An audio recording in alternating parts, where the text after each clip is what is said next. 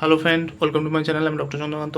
তো আজকে আপনাদের হাঁটার সমস্যার কারণ কী কী, অর্থাৎ কী কী সমস্যার জন্য হাঁটতে অসুবিধা হয়, পা উঠছে না একদম, বা হাঁটতে গেলে প্রবলেম হচ্ছে, হাঁটতে পারছে না একদম।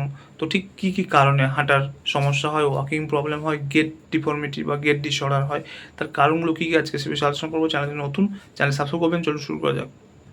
তো হাঁটার সমস্যার যে কারণগুলো মেন, সেগুলো হচ্ছে স্ট্রোক, অর্থাৎ স্ট্রোক হলে, পার্কিনসন ডিজিজ হলে, পেরিফেরাল নিউরোপ্যাথি, এই সমস্ত প্রবলেম হলে।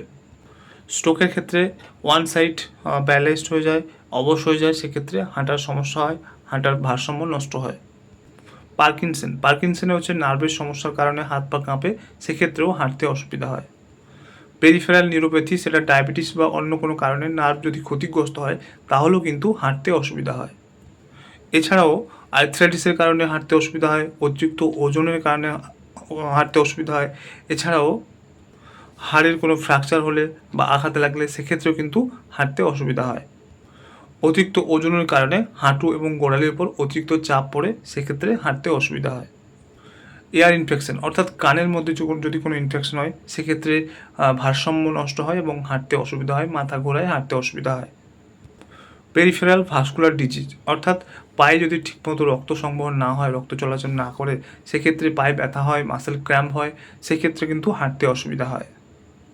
তো আশা করি বুঝতে পারলেন যে হাঁটতে সমস্যা হচ্ছে ঠিক কী কী কারণে, কোন কোন রোগের কারণে, কোন কোন কন্ডিশনে হাঁটতে অসুবিধা হয়, ওয়াকিং প্রবলেম হয়।